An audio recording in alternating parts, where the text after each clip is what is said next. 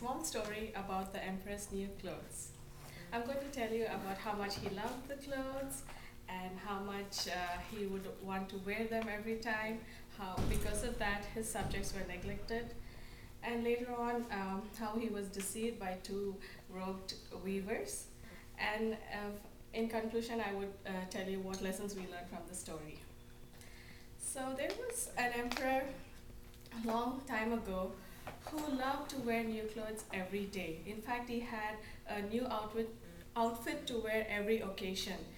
He would order the finest tailors to come from all over the world to make designs so exquisitive that he and everyone looking at it would marvel at it. He did not have time for affairs of his state or for the people. And the people and the ministers in his chambers realized that he was really selfish or greedy and did not think about them.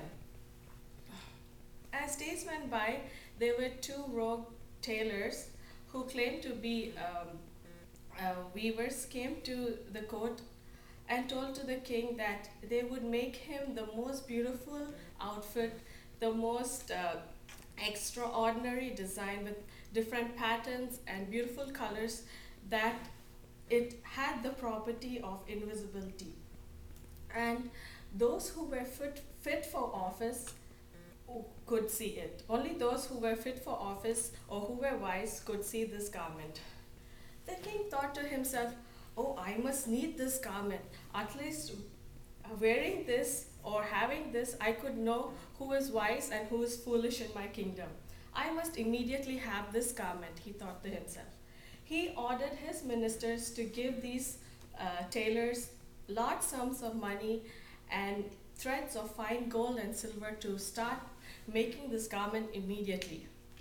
These pretentious tailors went into their room and started stitching and knitting and cutting and pretending to be making something. But in reality, they were just stealing the gold and stealing the threads of silver and gold and keeping it to themselves. As many days went by, the king thought to himself, "Oh, I must go and check on what is happening." So instead of him going, he sent his first ambassador or his wise man minister to go and see how it was coming up. This wise man went into the chambers of the tailors, and he thought to himself, "Oh my, there is nothing over there. I can't see it. Is this because I'm not fit for my job, or I'm just a simple person?" The two pretentious tailors looked at the minister and said, "Can't you see this beautiful design, the patterns, the lovely colors, the smoothness of the texture? Come and see it, come and feel it." And then the minister thought to himself, "Oh no, I will not say that I cannot see it or can't touch it. I really need to say that I can see it." And then he said, "Yes, it's so beautiful. Oh, it's so lovely. This is done so beautifully. I need to go back immediately and report this to the emperor." And he did that. Then after a few days, the emperor again sent another person, and it was the same situation. Then finally the garment was ready, and the king with all his ministers went to the tailor's chambers to see it. When the king entered the room, he opened his eyes as wide as it can be, because he could not see anything there. He thought to himself, "Oh my, I think this is really serious. I mean, I can't see it. And how could my ministers have seen it? And these tailors too. How am I not fit to be a king? Am I just a simple person? Am I a fool?" He thought to himself. And these two tailors and the ministers who said, come and see this beautiful design. It's so beautiful. You have to try it on. You have to wear it for your procession that is coming up." So the king pretended that he liked it, and he took out his clothes and he pretended to take something off from the machine, And then he started wearing, and he turned left and right, and then he told, can you see this beautiful design, this wonderful garment? Can you feel it? And then all his ministers and the tailors was like telling him, yeah, it's so beautiful, it's charming, it's extraordinary. And then the king went out naked, walking down the streets. And then all his subjects and all the people around said, no one wanted to see that they were foolish or unfit for their office. So they all started cheering the king, and this was indeed a very important procession. And they always saying, this is so beautiful, what you wore was the best garment ever. And he was walking down the street.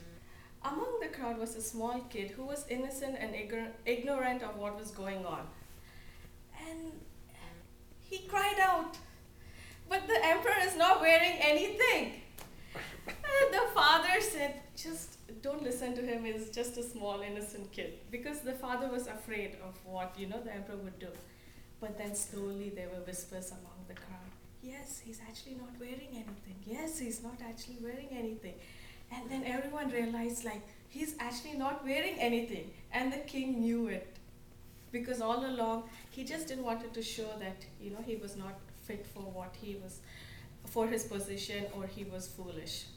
But the procession went on, and then he went to his chambers. From this small story, we can learn, I feel we can learn 2 points. The first lesson is that we should not be selfish, we should not be greedy, and we should think of others if you are in a position. And the second lesson, what we can learn from this is, we should not blindly follow others' belief. Just because the person is believing something, that doesn't mean that you also should believe it. And one more lesson what we could learn is, if you are working for someone who is in office or higher than you, your boss or your teacher, and if they give you something that is not correct, you should not blindly follow it. Or if you feel that something is wrong, you should point it out. So that is the story, and I hope you all understood and learned and were able to conclude what I was telling you. Thank you. I think it's longer than 6 minutes.